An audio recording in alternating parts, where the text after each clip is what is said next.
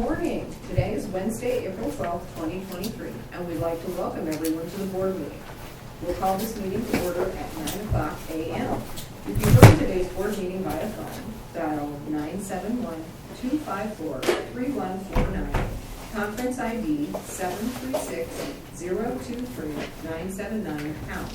Audio capabilities are listen only and offered on a best effort for the public. Our meeting is also live streamed, and you can join us by going online to tctvonline.com and clicking on live broadcasts. Before we get started, I'd like to remind everyone to mute their phone. You can do this by pressing *6. Please unmute your phone when your agenda item is ready to be discussed. For those joining via computer, please unmute your microphone and turn on your camera when your agenda item is called. All others must remain muted with their cameras turned off. Thank you. Public comment. Those intending to provide public comment to the board may attend in person or email submissions to publiccomments@co.tillamook.or.us. Public comments received by 12 p.m. on Tuesday will be distributed to the board, posted online before the meeting, and become part of the public record. You may also provide public comment virtually by registering ahead of time. To register, please email publiccomments@co.tillamook.or.us by 12 p.m. on the Tuesday prior to the board meeting. Public comments can also be mailed to the Board of Commissioners Office, 201 Laurel Avenue, Tillamook, Oregon, 97141. For more information on public comment options, please visit the Board of Commissioners webpage. Do we have anyone signed up in the room, or has anyone registered online for public comment? No. Okay, thank you. All right, we have already called to order, so I would just invite everyone in the room to please sign the guest list if you've not yet done so, and let you know we're all happy to see you here today. And we will begin with the Pledge of Allegiance. Commissioner Bell, will you lead us today? Pledge allegiance to the flag of the United States of America and to the republic for which it stands, one nation, under God, indivisible, with liberty and justice for all. All right. Okay, we do not have any non-agenda items this morning, so we will start right in with our legislative administrative agenda. Item number 5, discussion and consideration of a 23-25 Criminal Justice Specialty Court preliminary grant application. And we have Lieutenant Ani Seaholm of the Sheriff's Office with us today. Good morning, Ani. Good morning, Commissioners. Good morning. So I hope you received the full packet here, but this is a preliminary grant application for the Criminal Justice Commission Specialty Court Grant. So there's no budget or funding tied to this yet, nor any of the programs that we would hope to fund with this grant.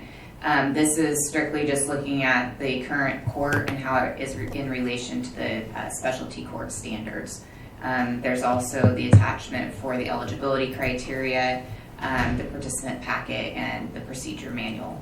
So it's due on the 17th. The only thing, 2 items that are lacking out of that is this still has to go before LIPSIC on Monday the 17th, so we'll have to have an approval from them, and then also we're waiting on a notice of coverage for Oregon Health Plan for the treatment providers. Thank you. Can you speak just a little bit to Behavioral Health Court and how it operates and what its purpose is for those who might be watching? Sure. So the Behavioral Health Court, it's been going for about 3 years now. So our max participant our max amount of participants is 20. Right now we're about half of that. And this is based on eligibility criteria. Some have co-occurring disorders, mental health diagnosis. And so they are selected through a team, which includes the judge, district attorney, defense counsel, parole and probation officer, and treatment or clinicians through TFCC. So participants can be brought forth to the team for review based on several different factors, and then if they're accepted into the court, they're expected to be in court once a week. And so there's staffing, wraparound services, and then, like I said, court once a week. And so it's really it's intensive and time consuming, but it's a really good avenue for some of these individuals that need extra and additional supports and helps throughout their time in the criminal justice system. So we've seen a lot of success through it. Perfect. thank you. I know I've heard about the successes, and I think it's just a fabulous program to have. So, sorry, Commissioners, my questions first today on that one. Sorry, other questions or comments? I don't have any questions, but I wanted to thank you for your work on this. It looks great. I really appreciate it. Thank you. I can't take all the credit. I did have the team helping me with some of that too, so but thank you. These specialty courts, it's something that is rather new to Tillamook County, but really important. I think we do some good work with these specialty courts, and we'll support. Perfect, as am I. I think these specialty courts are such a key piece of our system. You know, when we look at folks who enter the criminal justice system, there is definitely a piece of that population that is struggling with mental health diagnosis, with substance use disorder, and when we don't take the extra time and effort to support them through the process and really work through what the issues were that had them commit the crime to begin with, we see a lot of recidivism. But I think what we're seeing with behavioral health court is that when we take the time to really understand the underlying issues for the individual, their chance of success is, I don't know what the percentage is of how much greater, but it is significantly greater that we will not see them back in the court system because we're actually helping them with the problems that underlie why they were committing criminal activity. So I think it is a fabulous program, and Ani, I appreciate very much the work that you do, not only in this program, but for all of our folks once they are released. You are, we look at probation and parole, and it's a social service program at this point, the correction side of it that you do. And this is one of those really valuable pieces of the work that you all do to support people in having successful lives after they have encountered the criminal justice system. So thank you for that. Thank you. Ready for a motion? Ready for a motion? Madam Chair, in consideration of a 23-25 criminal justice specialty court preliminary grant application, I would move approval. I second. And we have a motion and a second. Do we have any further discussion? Not hearing any, I will call for the vote. All of those in favor, please signify by saying aye. Aye. Aye. Motion carries. Thank you. Thank you so much, Anna. Okay, item number 6, discussion and consideration of a memorandum of understanding with Oregon Department of Human Services, the Port of Tillamook Bay, and Near Space Corporation for placement and maintenance of Connex storage containers for housing evacuation equipment. We have Randy Thorpe, the Director of Emergency Management, with us this morning. Good morning, Randy. Good morning. Good morning. Well, to start off with, I'm very, very, very, very, very, very excited and happy to be able to present this MOU to the County Commissioner for signature.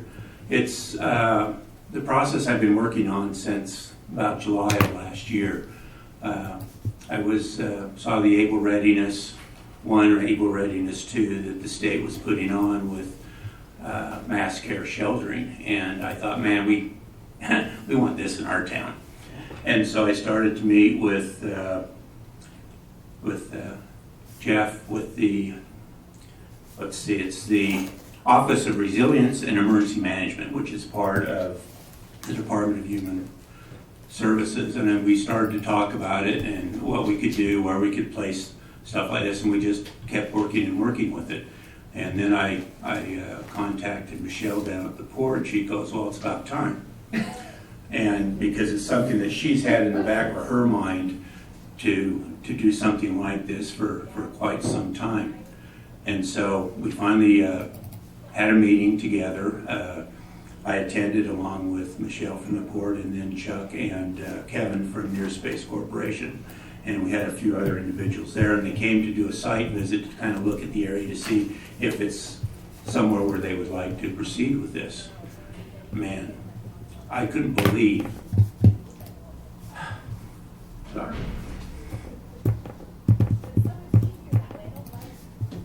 The response we got from Michelle and Chuck and Kevin, it blew me away. The willingness of these individuals to be a part of this, to where they are, they're not a government agency. They're, it's private in a special service district, and to have them come forward and offer their services was just outstanding. And the state was they couldn't believe it. They said, man, we've got to do it here. because of the support from both Nearspace and from the court. They were just overwhelming. And so we finally got around to coming up with an agreement between all the parties. And a little bit on the overview, I just wanted to read this to you. It was that the Office of the Oregon Department of Human Services is the lead state agency for emergency support function number 6, which is mass care, and state recovery function, which is function 4, and the state's comprehensive emergency management plan. And under this plan, the ODHS is responsible for mass care, which includes sheltering, feeding, hydration, evacuee support, reunification, distribution of emergency supplies to people affected by a disaster, as well as human and social services to help people recover. So in order to meet those needs of just not Tillamook, but the northern coastal communities more readily, ODHS will stage Connex storage containers at the Tillamook Municipal Airport containing evacuation assembly point, kits, other equipment supplies to support people in evacuation and initial sheltering of a disaster. And so this memorandum basically just outlines the responsibilities of each of the different parties on how they're going to participate with this.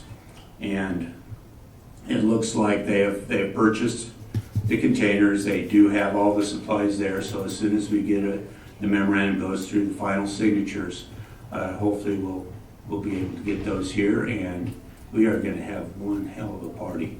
We're going to invite so many people, and we're going to look at this, we're going to play with it, we're going to test it, and get everybody really familiar with what capability that we have, and how exciting it is to have this come to Tillamook County. And so I was really happy that we were chosen as the first for them to participate with.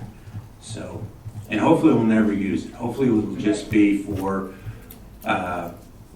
parties. Yeah, there's a lot of party tents, yeah.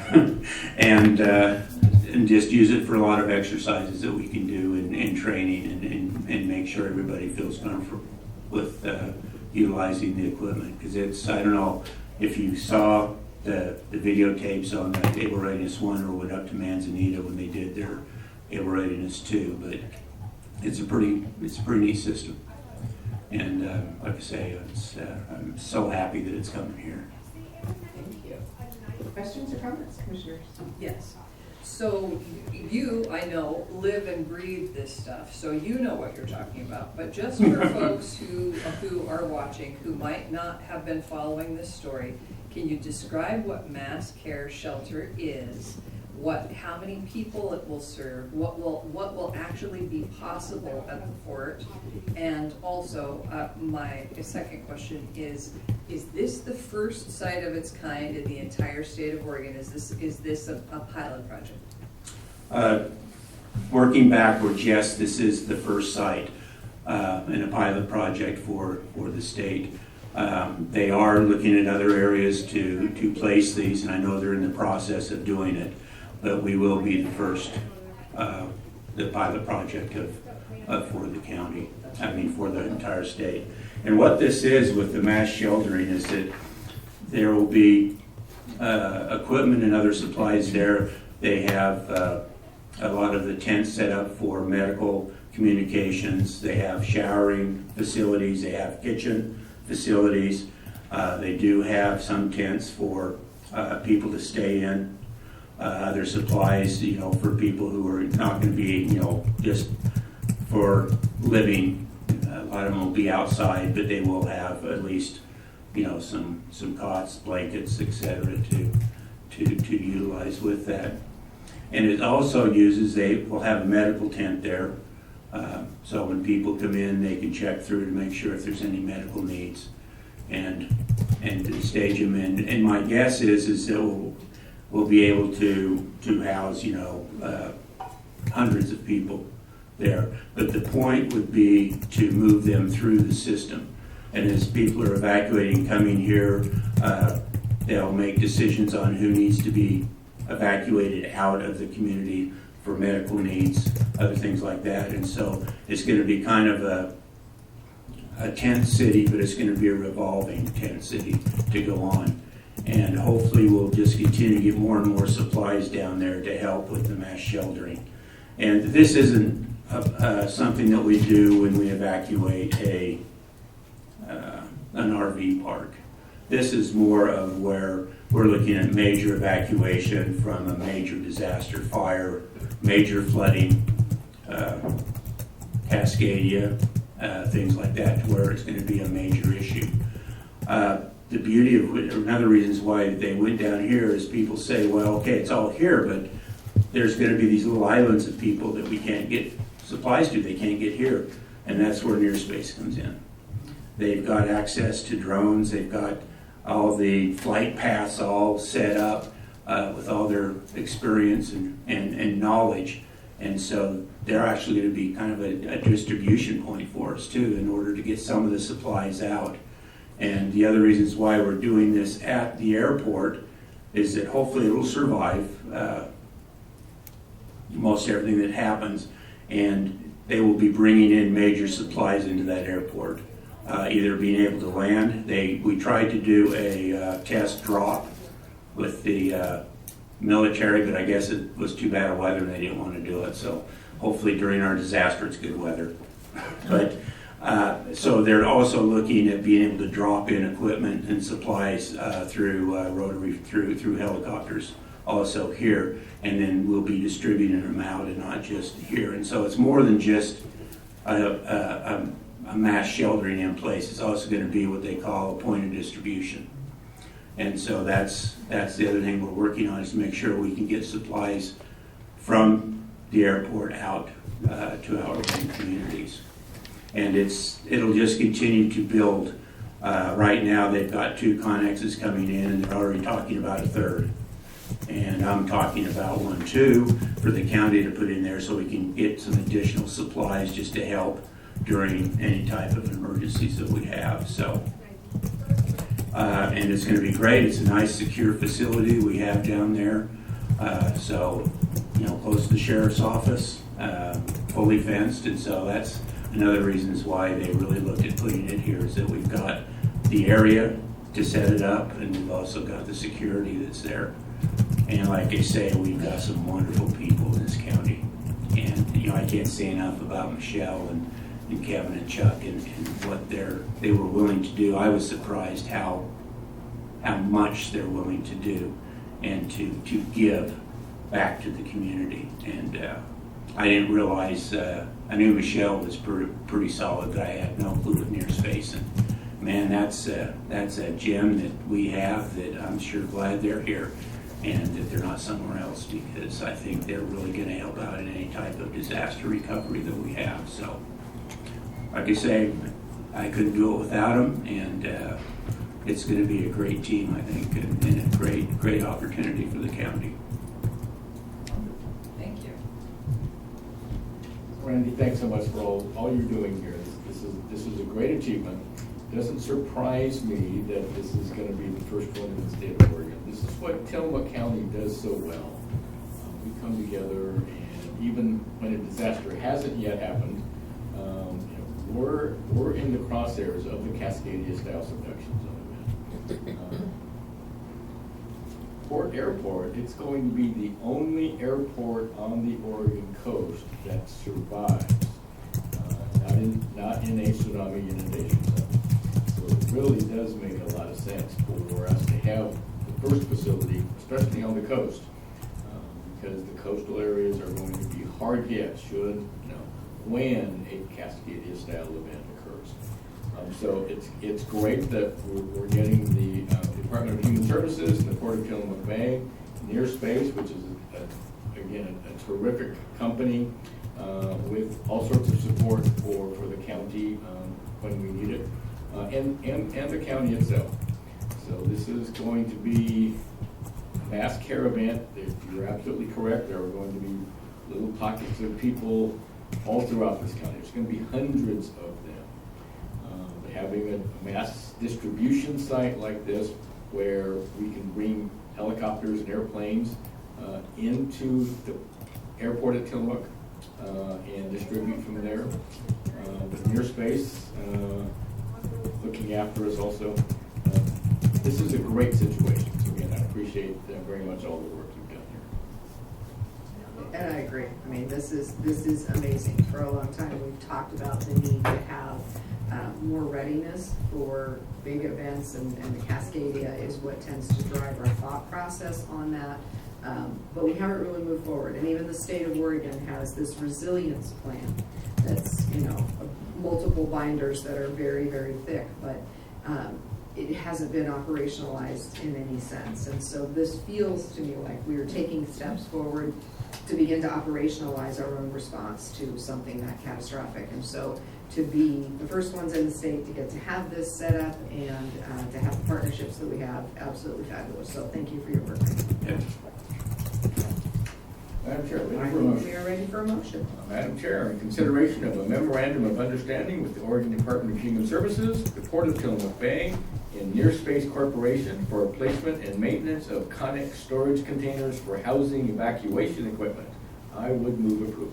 I second. I have a motion and a second. Is there any further discussion? Hearing none, I will call for the vote. All of those in favor, please signify by saying aye. Aye. Aye. Motion carries. Thank you. Thank you, and you'll be on the top of the list to be invited Perfect. for when we do this. And also, we're gonna make sure that people experience it too. So bring your toothbrush and we'll test out everything. No, I think it sounds great. It'll be a wonderful recruiting opportunity as well for folks. I in think the so too. I community. think that's a big Yeah. thing. Oh, and just because you did ask, it had been reviewed by both Bill and Rachel, so. I believe it. I did have one more question. How big are these Conex storage containers? They're gonna be the 40-foot. And the supplies inside are all individually boxed to get out. And so, that's gonna be the big thing, is that we're gonna have access to, say, a forklift and a few other things like that. So once we get everything together, then that's gonna be the next key, is to making sure we have everything else to take care of it. But they're all packaged up in neat little containers that you just take out and then you can move around. That's great. And then we need to find a nice space there to put up our tent city, so. Excellent. Thank you. Excellent, thank you. Okay, moving on to item number 7, discussion and consideration of change order number 5 to contract number 4900, contract for general services with Recology Western Oregon for the hauling of municipal solid waste, yard debris, and other materials from the Manzanita Transfer Station to the Tillamook Transfer Station project. David McCall, Manager, Solid Waste Department, Public Works. Good morning, David. Good morning, Commissioners. So as you know, we operate the Manzanita Transfer Station, but we do not operate any trucking services ourselves. So all the trash, yard debris, and other materials that come into the transfer station, so we hire the hauling of that out. And several years ago, we did a bid process, and Recology Western Oregon won the bid for hauling of solid waste and yard debris, as well as glass. So those items come to the Tillamook Transfer Station. Our glass goes to a glass recycling facility in Portland. They won that bid, and what this is, it's the annual renewal or extension of that agreement with a little alignment. They put in CPI adjustments, and actually with this one, we had an additional line that we put in that we hadn't used for several years because they've recently procured a trailer. So they're able to haul 2 containers at one time. And we did that. So this is just a simple, straightforward, extension of that agreement for 1 additional year. Thank you. Questions or concerns, Commissioners? I don't have any questions. Thank you, Dave. Yes, thank you, David. We all know the cost of everything is going up right now, fuel included, so this is something that we certainly have to do. Absolutely, I agree. So I think we are ready for a motion. Madam Chair, in consideration of change order number 5 to contract number 4900, contract for general services with Recology Western Oregon for the hauling of municipal solid waste, yard debris, and other materials from the Manzanita Transfer Station to the Tillamook Transfer Station project, I would move approval. I second. We have a motion and a second. Is there any further discussion? Hearing I will call for the vote. All of those in favor, please signify by saying aye. Aye. Aye. Motion carries. Thank you, David. Thank you.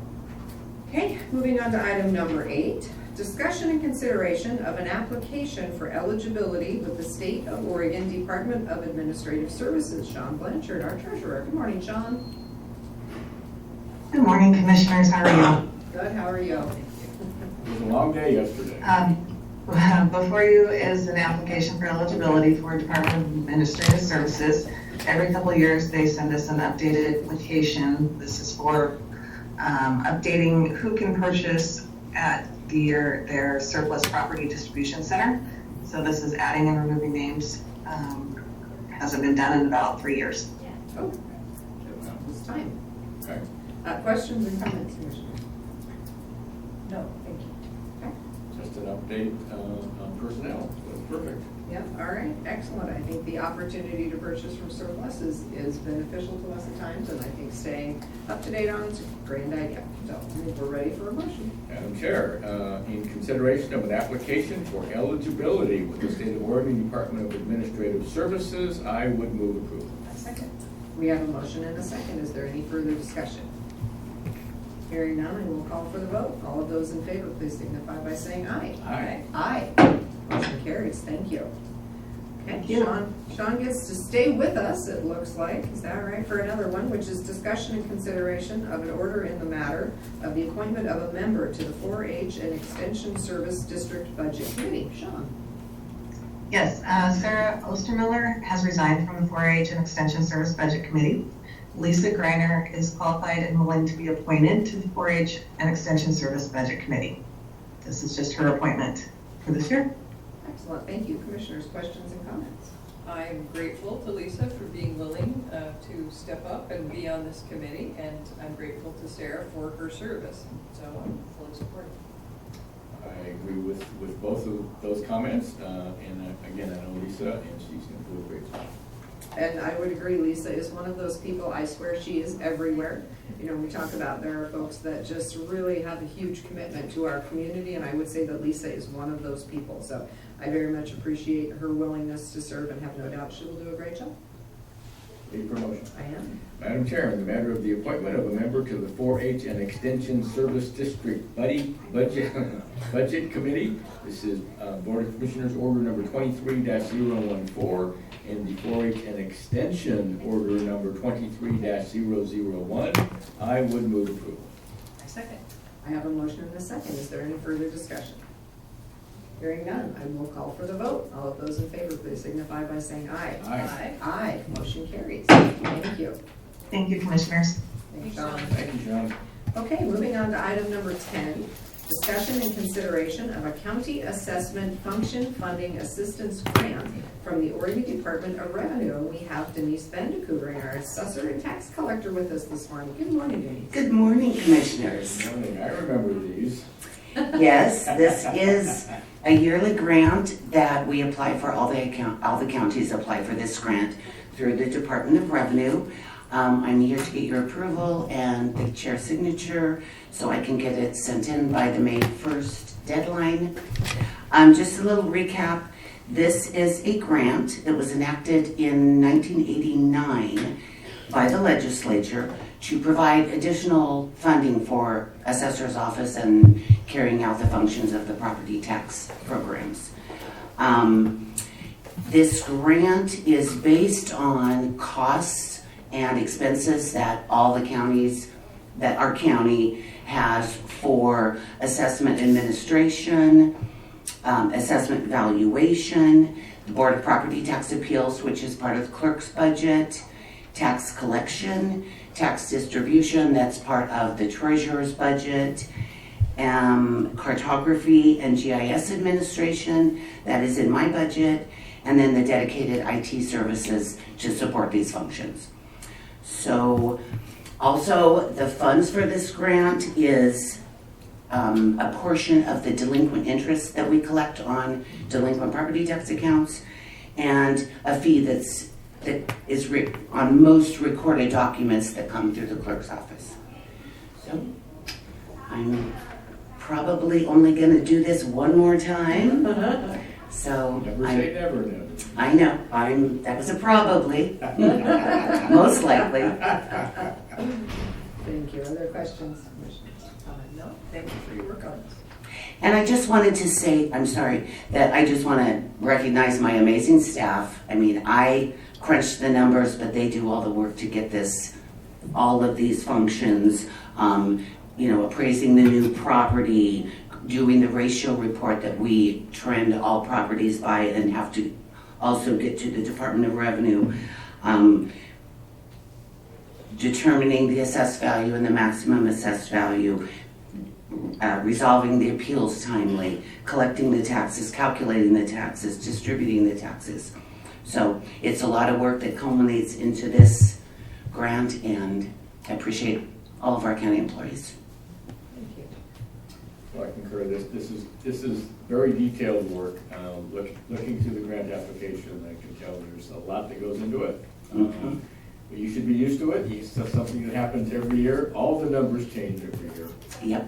But this is how we help support tax and assessment. Yes. We appreciate it very much. We do. And can you remind me how much the grant is versus the department budget? Because I think this is one of those places where the state gives us a tiny bit of assistance for a very huge project. Right. The projection that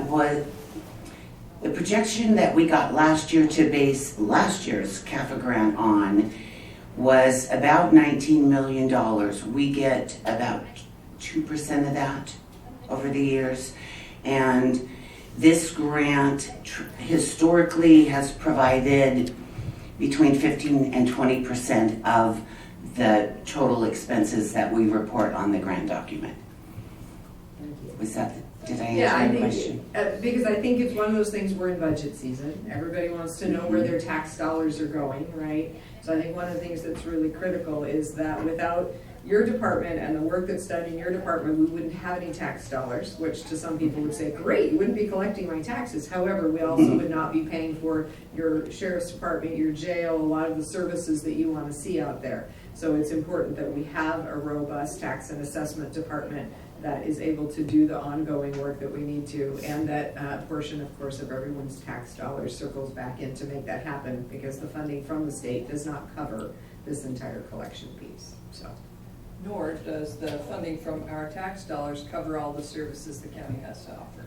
absolutely not. There are lots and lots of services that are special revenue funds. And if you're wondering what we're talking about, we'll leave it there as a teaser, because the first budget hearing was yesterday. The second one is this afternoon, and the third one is tomorrow. And we just hope that if that sounded interesting and maybe a little confusing, you'll join us to get your answers to those questions. Okay, I don't know if it works that way, kind of a commercial, but it's worth a try. We'll see how many people show up. Absolutely. I expect they're gonna just have a full room.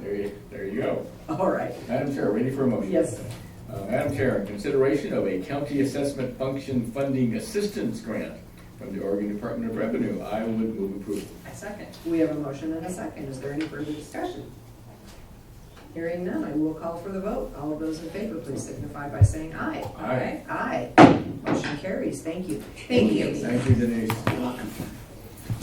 Okay, moving on to item number 11. Discussion and consideration of a personal services agreement with Gallup Inc. for employee engagement and workplace survey services. We have Jody Wilson, our Human Resources Director. Good morning, Jody. Good morning, everyone. Good morning. Before you, we have a Gallup full contract, or Gallup survey contract. It looks very familiar. We have discussed this at the February 8th meeting.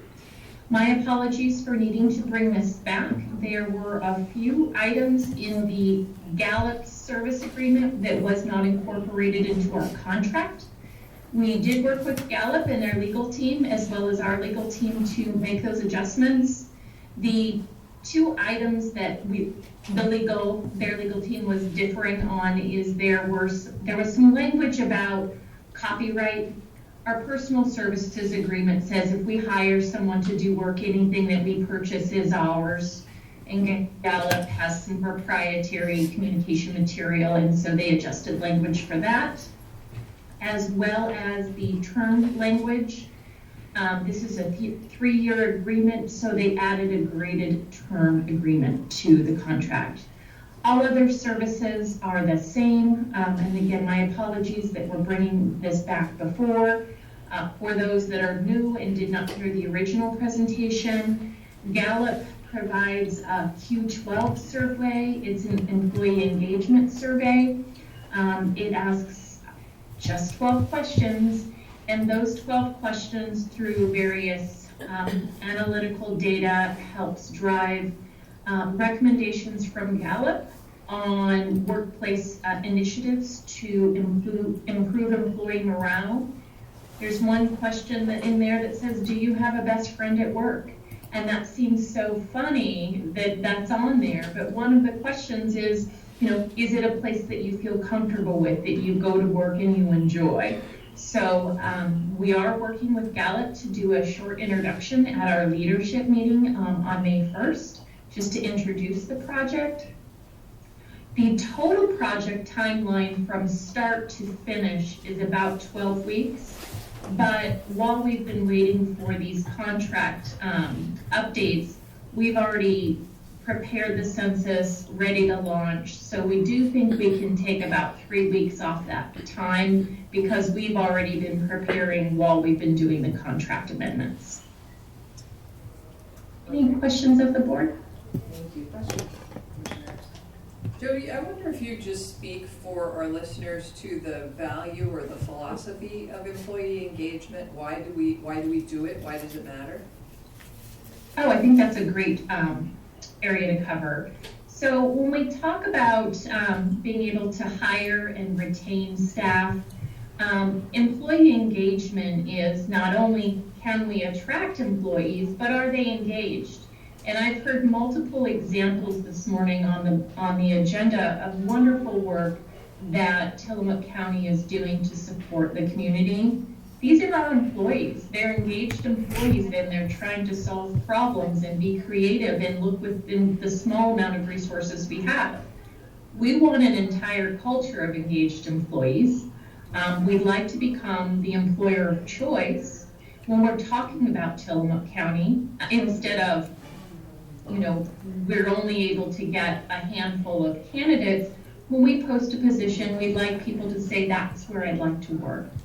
And, through COVID, many employers have been suffering from employees' lack of engagement, but really trying to breathe some new light into our leadership, how we show up for our employees, how we develop them, and how we support them throughout their careers is really important. And that's what I hope this Gallup poll, it's the initial question of where are we? It's the main benchmark, and that's why the 3-year contract, because we'll re-administer this next year, and we'll re-administer it the following year, and see if we've made any progress. The other value of the Gallup contract is, we might think we need 100% where employees say I'm 100% satisfied, but because of all the employers that they engage with, we may find the max number that ever is going to be is 68%. And they do have that data and comparator data for us to see what is a reasonable number versus foraging this on our own, again, saying everyone needs to be totally engaged. But maybe the national average is only 68% or so.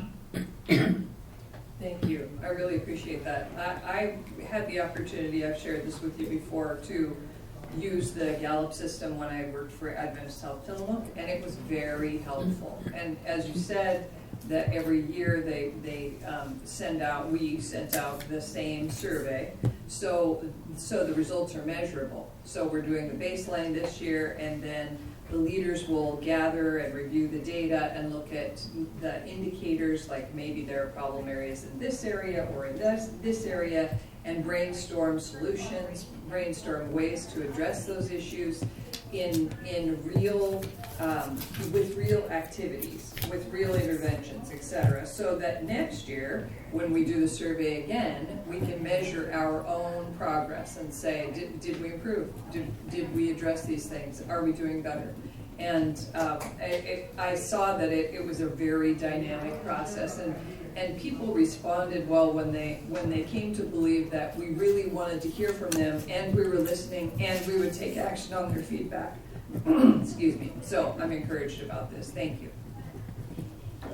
The one other thing I might add is the Gallup poll does allow employees to give honest feedback versus something that might be administered through our organization. So you could identify them either from department. So it does give employees a platform of being able to honestly share. And I do like that about the platform as well. Perfect. Thank you for that, Jody. You did a very thorough job of explaining the value of this type of polling to the employer, which in this instance is Tillamook County. And I think it's going to go a long way to making sure that our employees are happy, that we're treating them correctly, and we're getting the most efficiency out of every employee that we have. That's really an important aspect of what we do. So I appreciate that explanation very much. Thank you, and so do I. I think that, we do want to be the employer of choice. We do want people to feel really good about working for the county and people to feel good about applying for a job at the county. We want people to look for that opportunity. And I think in order for us to know how we're doing or not, we need to hear from our employees.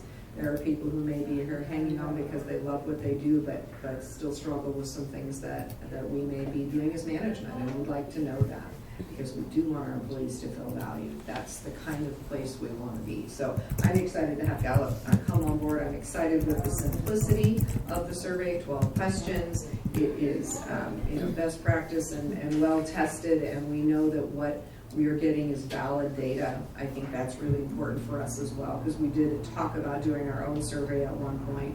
But this just ensures that we're not just kind of making it up as we go along, but rather we are using a tried and true system that will get us where we want and need to go, to make sure that our staff are feeling good about where we are, and our practices really support them. Our staff provide our services to our residents. It is a parallel process. We need to treat them well if we want them to treat our residents well. This is just one big team and how it all works together. So I'm super excited about the Gallup poll, so that we can make sure that we are doing the best for our employees, who will in turn do the best for our residents. Ready for a I motion? think we're ready for motion. Madam Chair, in consideration of a personal services agreement with Gallup Inc. for employee engagement and workplace survey services, I would move approval. I second. I have a motion and a second. Is there any further discussion? Hearing none, I will call for the vote. All of those in favor, please signify by saying aye. Aye. Aye. Motion carries. Thank you. Moving on to item number 12, discussion and consideration of an out-of-state travel request for David Yamamoto to attend the National Association of Counties Annual Conference in Austin, Texas, from July 20th through July 25th, 2023. And Commissioner Yamamoto will share a little bit about that. Thank you so much. Being engaged not only at the state level, at AOC, Association of Oregon Counties, is important, but being engaged at the national level is also extremely important.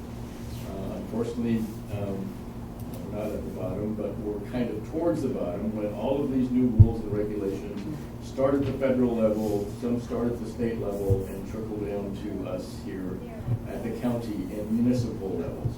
And being fully engaged is really important in this process. I'm hoping everyone knows that we had a meeting at the Port of Tillamook Bay Officers Mess last Wednesday evening concerning the BIOP, the biological opinion coming out of No Fisheries and FEMA. This is going to have devastating effects to Tillamook County and 31 of the 36 Oregon counties. Our turnout was terrific at that event. It was. One of the things that I have done over the years is I have passed 2 resolutions, both of them unanimously at NACO, the National Association of Counties, and both of them concerning the BIOP. So we have the BIOP placed now in a recognizable position at NACO. The NACO staff is able to go to Congress and help us lobby for the things that we need. But it's much more than just that. It's justice and public safety. It's energy, environment, and land use steering committees. It's health and human services steering committees. So many things happen not only at the state level, but at the national level, where we really need to be involved. We do. We are the voices of the people that we represent at the local level. Unfortunately, at at the state level, sometimes that's not well thought out. At the national level, oftentimes it's just something that they think is a good idea without really reaching out to the people involved.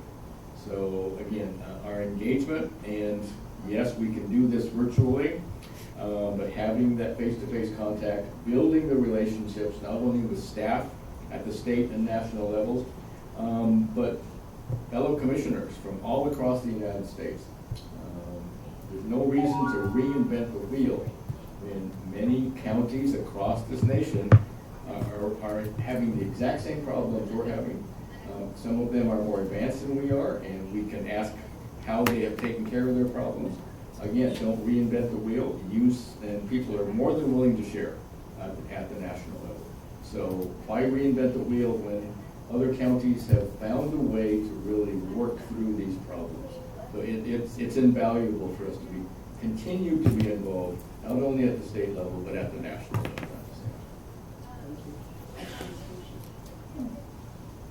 I do not have questions either. We've talked about this before. We've talked about the importance of really going and working with our peers and looking at best practices for how counties operate, and all of these are things that happen through the National Association of Counties. Ready for a motion? Madam Chair, consideration of an out-of-state travel request for me to attend the National Association of Counties Annual Conference in Austin, Texas, July 20 to July 25th, 2023. I would move approval. I second. We have a motion and a second. Is there any further discussion? Is there any problem with the motion, including the word "me"? Joe, we okay? No, we're good. Okay. Hearing none from our attorney, then I will go ahead and call for the vote. All of those in favor, please signify by saying aye. Aye. Aye. Motion carries. Thank you.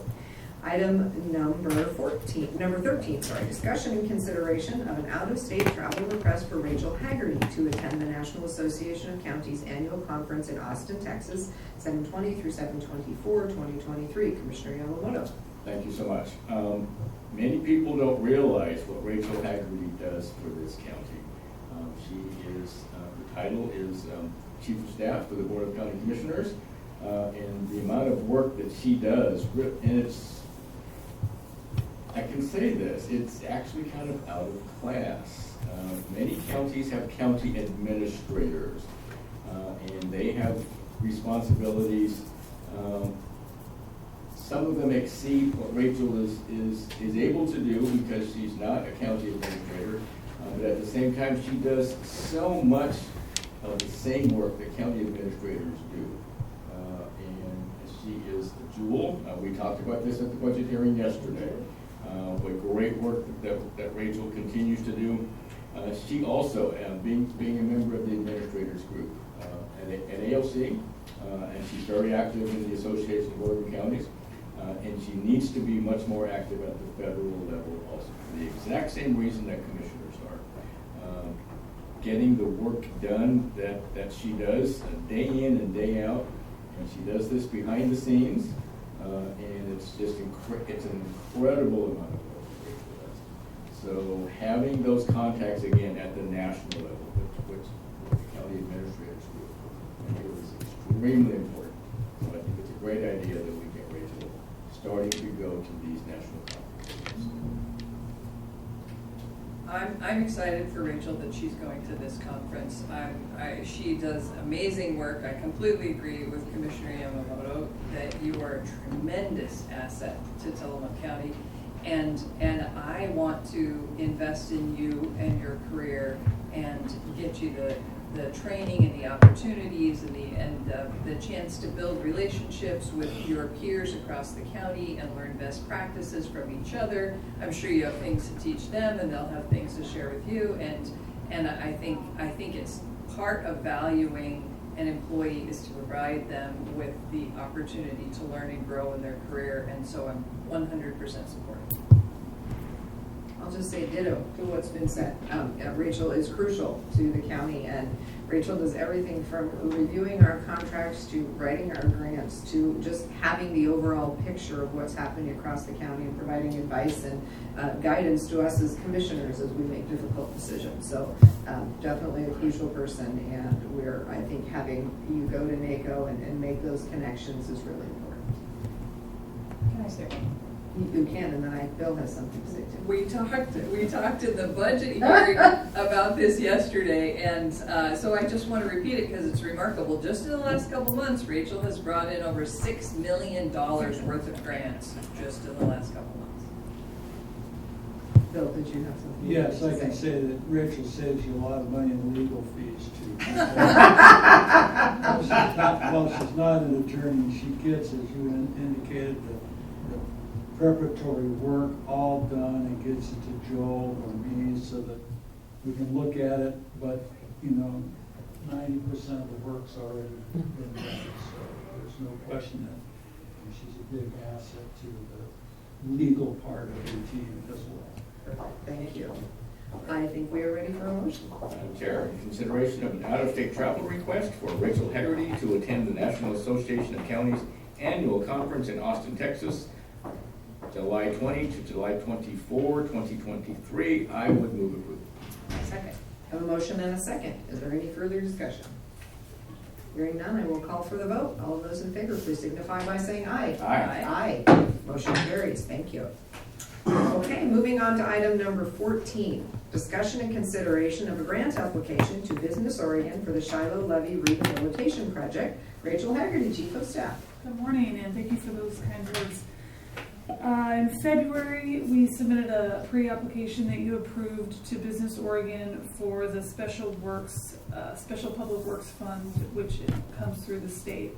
The Shiloh Levee Rehabilitation Project fits nicely in that, and it's part of our funding strategy to repair the levee, hopefully next year if all the funding comes to fruition.